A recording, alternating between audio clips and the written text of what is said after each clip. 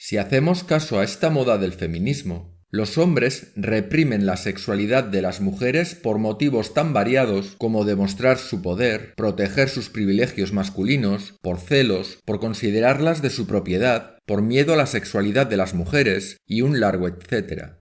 Para contradecir este prejuicio ideológico, os resumiré en una sola frase las conclusiones de los artículos y estudios en los que se basa este vídeo.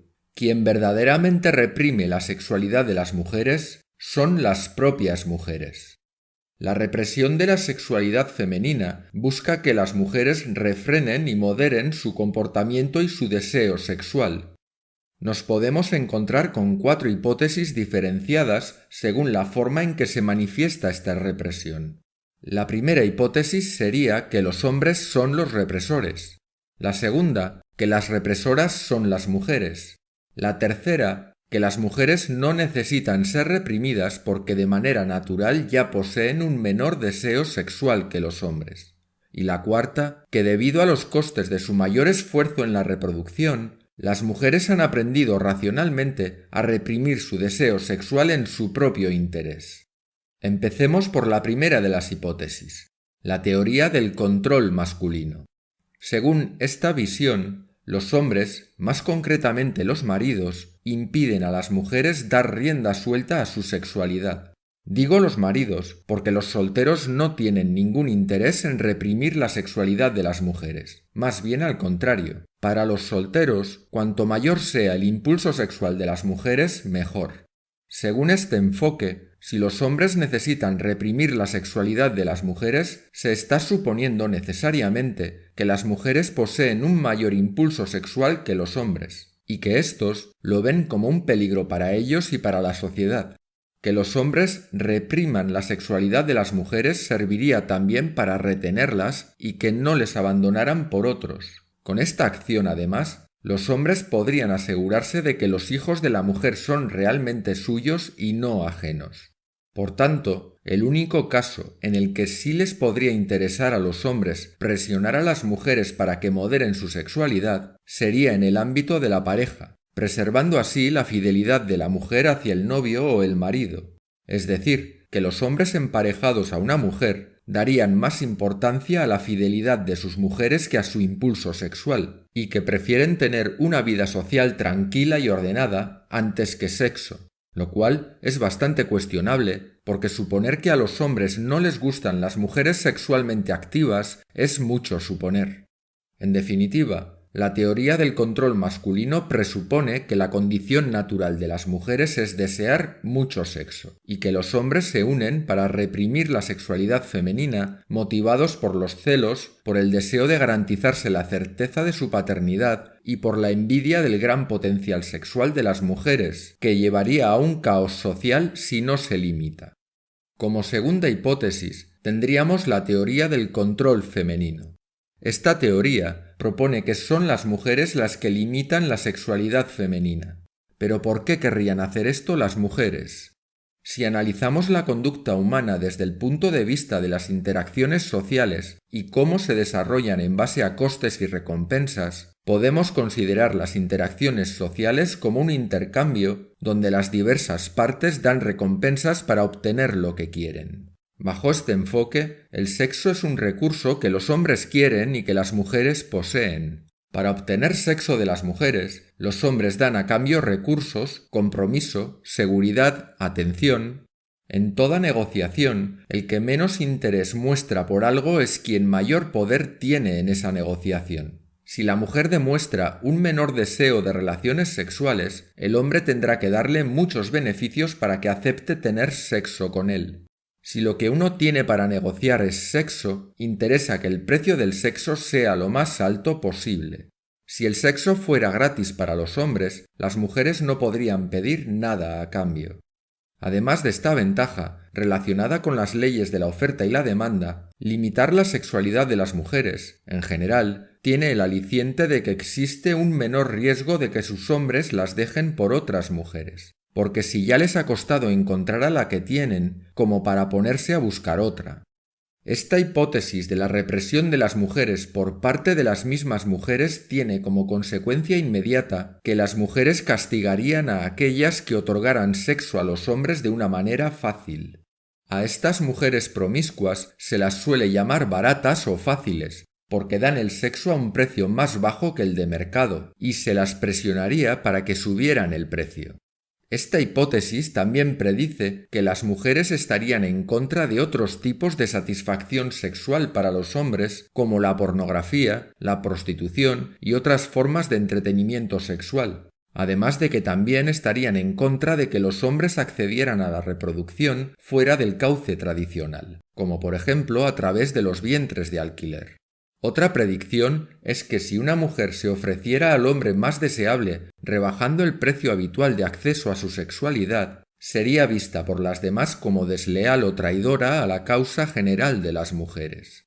La que hiciera eso obligaría a las demás a depreciar su valor sexual para poder mantenerse en la competición. Es lo que ocurre en los mercados regulados. Un grupo de empresas manteniendo un único precio más elevado del que correspondería en condiciones de libre mercado puede tener un nivel de ventas aceptable, pero cada empresa, individualmente, vendería más que las demás si bajara el precio. Solo se eleva artificialmente el precio de algo si se presiona para limitar la oferta. En resumen, la teoría del control femenino se basa en la actuación sobre la oferta y la demanda dentro del intercambio social. El sexo es un recurso que quieren los hombres, pero que está controlado por las mujeres, y a éstas les interesa que su precio sea alto. Por ello, suprimen la actividad sexual para mantener una escasez crónica y de ahí los altos precios. Las mujeres, de una manera conjunta, actúan para refrenar la sexualidad femenina. La tercera hipótesis es que las mujeres tienen menos deseo sexual. Según esta teoría, no hace falta limitar la sexualidad femenina, porque por naturaleza las mujeres tienen menos deseo sexual que los hombres. Si esta idea es verdadera o falsa, es un tema muy controvertido, porque no sería útil para explicar por sí misma la revolución sexual que tuvo lugar en los años 60 del siglo pasado. El aumento de la actividad sexual femenina que produjo la revolución sexual sugiere que efectivamente antes habría ocurrido una represión cultural debida a la acción de alguna de las dos hipótesis anteriores, la de los hombres como represores o la de las mujeres como represoras. Ni tampoco explica por qué cuando los hombres son escasos, las mujeres incrementan su actividad sexual y viceversa, que la disminuyen cuando los hombres son mayoría, tal y como veremos más adelante. Esta hipótesis, que trataría de explicar el origen natural del menor deseo sexual de las mujeres, por sí sola no es muy eficaz a la hora de explicar los procesos sociales en torno a la represión del sexo, pero sí que aporta un refuerzo a la teoría del control femenino por las propias mujeres. Si las mujeres desearan el sexo más que los hombres estarían haciendo un favor a las mujeres y tendrían que compensar a los hombres. Pero como no es así, porque el deseo sexual femenino es menor que el masculino, esta situación obliga a los hombres a que sean ellos los que tengan que dar algo a cambio a las mujeres. La combinación de estas dos teorías puede funcionar mejor que cada una por separado. Por contra, la idea de que las mujeres tienen menos deseo sexual que los hombres contradice la teoría del control masculino, ya que se basa en que la sexualidad femenina es mayor que la de los hombres. La cuarta y última hipótesis supone que independientemente de la dimensión del impulso sexual femenino, de manera racional, las mujeres habrían optado por reprimirse ellas mismas debido a los mayores costes de la reproducción. Las mujeres ejercen en este caso un autocontrol de su sexualidad por los costes y peligros del sexo. Tener sexo al hombre no le supone más que la pérdida de unos espermatozoides y gastar unas cuantas calorías, pero a la mujer le puede suponer un embarazo y cambiarle radicalmente la vida. También, dar a luz ha supuesto en la historia de nuestra evolución el riesgo de muerte en el parto o el debilitamiento del cuerpo de la mujer debido a, por ejemplo, el desgaste de los huesos debido al traspaso de calcio al feto, la pérdida de dientes o al envejecimiento prematuro. Es decir, cada acto sexual podría implicar un embarazo y cada embarazo un mayor riesgo para la salud de la madre. Esta hipótesis podría explicar, mejor que la del bajo deseo sexual natural, la revolución sexual. La aparición de la píldora anticonceptiva, la legislación a favor del aborto y otros cambios sociales habrían hecho que la mujer pudiera tomar más riesgos con su sexualidad. Pero esta hipótesis presenta problemas para explicar la represión de conductas sexuales distintas a la del sexo vaginal y que no implican riesgo de embarazo, como la masturbación, el sexo oral, etc. No habría razón para suprimir esos otros deseos sexuales, aunque se puede argumentar que mejor no hacer nada porque una cosa podría llevar a la otra. Tampoco explica fenómenos como que las mujeres frenan su actividad sexual por miedo al cotilleo y a tener una mala reputación más que por miedo al embarazo. Esto sugiere que sí hay represión cultural y que no es solo una decisión racional por propio interés. A pesar de todo, hay que tener esta posibilidad en cuenta al analizar los datos. Pasemos ahora a confrontar las 4 hipótesis analizando las diferencias de poder entre los sexos y cómo repercuten en la sexualidad femenina. Cuando las mujeres no tienen poder político ni económico, necesitan utilizar el sexo para controlar a los hombres y obtener sus recursos, y por ello restringirían su sexualidad en gran medida. Por contra, cuando las mujeres tienen otras fuentes alternativas de poder y de obtención de recursos distintas de la instrumentalización interesada del sexo, tienen menos necesidad de restringir o limitar el acceso de los hombres al sexo, por lo que pueden relajar los controles sobre la sexualidad femenina. Pero esto no nos aclara del todo quién inhibe la sexualidad, si los hombres o las mujeres. Es decir, que conocemos el efecto, pero nos queda por determinar la causa. Igual es que a los hombres no les queda otro remedio que conseguir poder y dinero si quieren tener relaciones sexuales.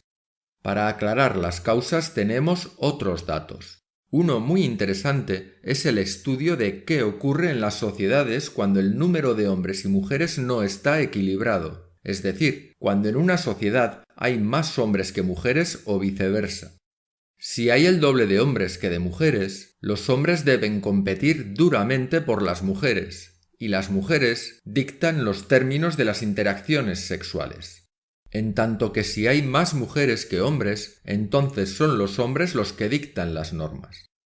Durante la Segunda Guerra Mundial, por ejemplo, los hombres estaban movilizados en la guerra, por lo que el número de hombres disponibles para las mujeres durante esos años disminuyó radicalmente, y se llegaron a ver anuncios en las universidades de los Estados Unidos en los que las chicas ofrecían a los hombres lavarles el coche o pagar los gastos de las citas. En general, se observa un patrón de comportamiento muy claro. Cuando los hombres están en minoría, el impulso sexual de las mujeres aumenta. Cuando hay pocas mujeres y muchos hombres, los hombres tienen que proveer compromiso y recursos si quieren tener sexo. Es decir, cuando los hombres ponen las reglas, el sexo es más accesible, libre y fácil, pero cuando mandan las mujeres, el sexo es escaso y caro. Aquí entramos también en el terreno de la disponibilidad y acceso al sexo, relacionándolo con ese impulso tan femenino que muchos de los estudios sobre la represión de la sexualidad de las mujeres obvian: la hipergamia. Puede ocurrir, y de hecho ocurre actualmente, que aunque la cantidad de hombres y mujeres esté equilibrada en la sociedad, la actividad sexual de las mujeres aumente porque consideren que no hay suficientes hombres y bajen el precio del sexo. ¿Por qué se preguntan tantas mujeres que dónde están los hombres si tienen millones a su alrededor? Como las mujeres ya obtienen los recursos gracias al trabajo asalariado y encuentran que el Estado ya las protege lo suficiente, no necesitan tanto a los hombres como en etapas de incertidumbre o inseguridad, por lo que la mayoría de los hombres, a los que las mujeres solo ven como posibles proveedores de recursos, pasan a ser ignorados. Y solo la minoría de mejores hombres genéticamente deseables, según el punto de vista femenino, se convierte en objetivo de las mujeres. Es decir, que el 100% de las mujeres busca acceder al 20% de los hombres, por lo que las mujeres bajan el precio exigido a esos pocos a niveles ridículamente accesibles, mientras suben exponencialmente el precio que exigen al 80% de los hombres que no les interesan y que deberán ofrecer mucho más para captar mínimamente su atención. Es como cuando algunas mujeres solo se dan cuenta de que un hombre existe cuando ese hombre coloca las llaves del Ferrari sobre la barra del bar. Continuando con la situación en la que hay más hombres que mujeres, está comprobado que los embarazos aumentan cuando hay menos hombres. Una explicación a esta conducta es que cuando los hombres son pocos, cada mujer debe competir duramente con las demás y bajar el precio del sexo, exigiendo menos compromiso, menos inversión en afecto, atención, etc. Cuando los hombres mandan en el mercado, la sexualidad femenina se libera, contrariamente a lo que dice la teoría del control masculino. Hay también otros estudios que investigan las relaciones sexuales en parejas conflictivas, en las que se puede ver cómo cuando la violencia física en la pareja la ejerce el hombre, hay más actividad sexual como recurso de las mujeres para aplacar al hombre y evitar la violencia. En cambio, en las parejas en las que la violencia la ejerce la mujer, el sexo no solo no aumenta, sino que disminuye drásticamente. De nuevo, esto nos sugiere que más poder masculino conduce a más sexo, no a su represión. Extrapolándolo al conjunto de la sociedad, cuanto más violenta es la sociedad, más sexo hay, y cuanto más pacífica sea la sociedad, o cuantos menos problemas haya, menos sexo hay, entendiendo por menos sexo que el 80% de la población masculina se las ve y se las desea para obtener sexo con regularidad. Cuando el hombre es pacífico, la mujer no necesita aplacarlo mediante el sexo. A modo de conclusión, la teoría de los peligros del embarazo para la salud de la mujer ni confirma ni desmiente la necesidad de reprimirlas sexualmente, por lo que es una teoría que podría quedar en el aire. Sin embargo, la hipótesis que no encaja con los hechos es la teoría del control masculino, porque presupone que cuando los hombres controlan la situación reprimirían la sexualidad femenina. Pero ya hemos visto que ocurre precisamente lo contrario. Cuando los hombres controlan la situación, hay más sexo. Entretanto, la hipótesis número 3, la de que las mujeres tienen un menor deseo sexual innato, sí explica los hechos, pero no explica por qué hay una represión cultural, pues el menor impulso sexual ya se produce de forma natural. Si a esta hipótesis del menor deseo de las mujeres se le añade la teoría del control femenino de la represión, todo cobra mayor sentido. Mediante la represión de su ya menor deseo sexual, se genera una sensación de escasez que incrementa artificialmente el precio exigido a los hombres que quieran acceder al sexo con ellas.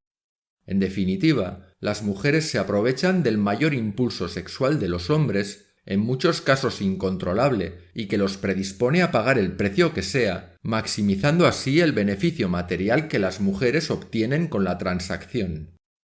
Pero vamos a seguir indagando. Comprobemos ahora qué ocurre en la adolescencia, qué influencias directas reciben las adolescentes acerca de su sexualidad. La adolescencia es el momento en que la mujer se convierte en un ser sexual y puede empezar a realizar elecciones acerca de su actividad sexual. Si alguna fuerza de la sociedad deseara reprimir la sexualidad femenina, la sexualidad adolescente debería ser uno de sus principales objetivos. Por ello, la cuestión central es investigar quién controla la actividad sexual de las adolescentes. La teoría del control masculino supondría que son las influencias masculinas las esenciales, mientras que la teoría del control femenino pronosticaría que son las influencias femeninas las que predominan. La respuesta a esta cuestión es que parecen ser las madres la principal fuente de mensajes antisexuales para sus hijas. Es habitual que las hijas estén influidas sobre todo por las madres y los hijos por los padres, aunque con una influencia menos intensa sobre los hijos que la de las madres hacia las hijas. En general, existe una relación directa entre la actitud sexual de la madre y la de la hija, pero no así entre el padre y la hija, que no tendría mucha relevancia. Las madres tienen, por tanto, más influencia en las hijas que los padres. Aproximadamente el 60% de las madres habla con sus hijas acerca del control de natalidad y el 30% de las madres lo hace sobre la moralidad sexual, mientras que en ambos casos solo el 2% de los padres lo hace. Las madres hablan mucho con las hijas de sexo y tratan de negociar, mientras que los padres se ven incapaces de tratar el asunto y simplemente lo evitan. Las madres también se comunican más con las hijas que con los hijos. Además, cuanto más se comunica la madre con la hija, más tarde se inicia la actividad sexual de la hija. O sea, que la influencia materna parece retrasar la actividad sexual de la hija. La cantidad de comunicación con el padre no tiene relación con la actividad sexual de su hija. La no cercanía de la madre durante el periodo de la enseñanza secundaria se asocia de forma significativa a la promiscuidad en las hijas. Por el contrario, no estar cerca del padre no se relaciona con la promiscuidad. La madre, por tanto, parece ser la figura parental que más restringe la sexualidad de las hijas. Lógicamente, el motivo puede ser que las madres lo hacen como una forma de protegerlas. La única excepción aparente a este patrón de influencia maternal es que en la literatura de ficción y en el cine se describen bastantes más situaciones en las que serían los padres y los hermanos los que ejercen el control principal sobre las mujeres jóvenes, lo cual nos sirve para interpretar que se percibe socialmente a los hombres como el origen del control, cuando en realidad son las mujeres. Si nos enfocamos en las amistades de las adolescentes, nos encontramos con algo muy conocido. Las amistades influyen en las adolescentes más que los padres. Estos datos apoyan la teoría del control femenino. El comportamiento de las chicas se explica en gran medida por la imitación de la conducta sexual de sus amigas, mientras que las amistades chica-chico no afectan. Los grupos de chicos en la adolescencia suelen orientarse a conseguir sexo con las chicas apoyándose los unos en los otros para lograrlo, mientras que los grupos de chicas se dedican a refrenar el sexo y apoyarse entre ellas para evitarlo, por ejemplo, rescatando a una amiga borracha de los avances de un chico. El grupo de chicas adolescentes parece ayudar a impedir que vayan demasiado lejos sexualmente. De manera general, las chicas adolescentes hablan de sexo fundamentalmente con sus amigas y con su novio, mientras que cualquier otra influencia de origen masculino es irrelevante. Las amigas presionan para frenar el sexo y encuentran muy importante mantener una buena reputación. Muchas chicas cuentan que sus amigas las desaprobarían y se pondrían celosas si tuvieran mucha actividad sexual. Los chicos, en cambio, son presionados por sus amigos para buscar oportunidades sexuales y experimentarlas. Hay datos anteriores a la revolución sexual de los años 60 que son interesantes porque indican cómo eran las cosas cuando la represión sexual era mayor. Se recalcaba la importancia de una buena reputación y los grupos de chicas rechazaban a las chicas que dispensaban favores de forma muy liberal. Los chicos también rechazaban a estas chicas que iban demasiado lejos, pero a muchos de ellos no les importaba que una chica fuera muy lanzada. Así que la presión para mantener una buena reputación parece provenir de las chicas. En cuanto a los novios, ya se ha comentado antes que son la única figura masculina que pinta algo para influir en las adolescentes, pero toda su influencia es para tener más actividad sexual y no para tener menos. Tanto los chicos con los que las adolescentes tienen citas como los novios intentan de forma continuada que haya más actividad sexual y muchas chicas lamentan haber cedido a esa influencia. No existe ningún estudio que refleje que los chicos presionan a sus novias para disminuir la actividad sexual.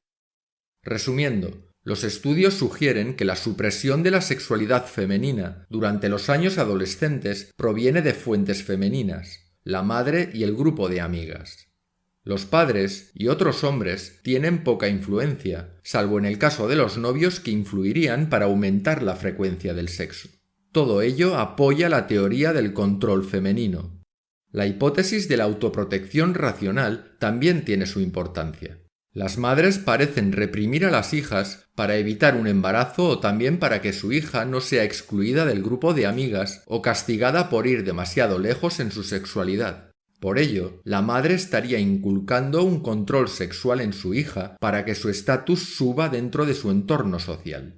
Por lo tanto, una combinación de la teoría del control femenino y la del autocontrol racional podría ser la mejor opción para explicar la represión sexual en las mujeres.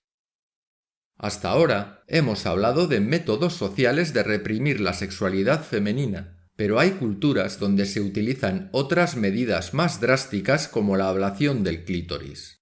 Esta práctica está prohibida en la mayoría de países occidentales, pero todavía se practica en países de África y Medio Oriente. ¿Quién apoya y perpetúa en esos países las prácticas de cirugía genital femenina? Los datos disponibles también apuntan aquí hacia las mujeres. La decisión sobre si una niña será intervenida o no la toman la madre o la abuela. Las mujeres ven la operación como una señal positiva de estatus y a menudo se burlan de las chicas que no la han realizado. La intervención casi siempre la efectúa una especie de comadrona y los hombres suelen estar excluidos de todo el proceso. Las mujeres suelen justificar la ablación con explicaciones infundadas como que mejora la salud o que lo pone en el Corán o que ningún hombre se casaría con una mujer si no lo hace. Con respecto al Corán, en ninguna parte se dice que las mujeres deban padecer la ablación, y junto con la excusa de la salud y de la negativa de los hombres a aceptarlas, son todas invenciones de las mujeres.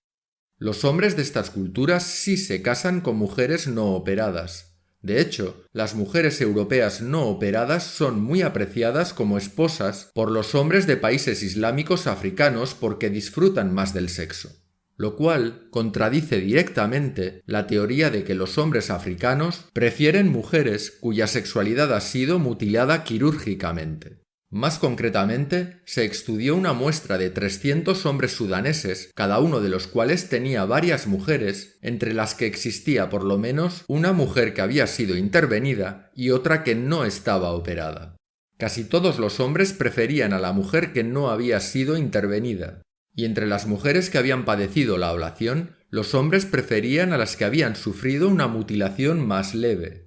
Estos hallazgos sugieren que los hombres sudaneses prefieren a las mujeres que pueden disfrutar del sexo. Luego debe existir alguna motivación diferente al disfrute del sexo para continuar con esta mutilación de las mujeres. Dentro de estas culturas, algunos hombres ponen objeciones a la práctica de la ablación, pero las mujeres de la familia suelen insistir en que se realice la operación. En los casos en que el padre apoya la cirugía, la operación se realiza en el 100% de los casos. Cuando el padre no tiene opinión, el 97% de las madres quiere realizar la operación. Cuando el padre está en contra, el 47% de las madres dicen que la operación se hará diga lo que diga el padre. Estos datos sugieren que la opinión del padre sí parece tener alguna importancia, pero que la influencia decisiva es de las madres. Parece que la intervención es controlada por la cultura femenina. Aquí también, este punto favorece la teoría del control femenino de la sexualidad de la mujer. Entiendo que todavía alguien pueda pensar que este control femenino es solo aparente, porque tendría más importancia una especie de poder masculino oculto en las sombras. Pero la realidad es que la opción del poder masculino siempre es la de favorecer la existencia de más sexo, no de menos. Además, creer que millones de mujeres en el mundo reprimen su sexualidad porque el poder telepático de los hombres consigue lavarles el cerebro es tratar de tontas a las mujeres y considerar que no son capaces de pensar por sí mismas.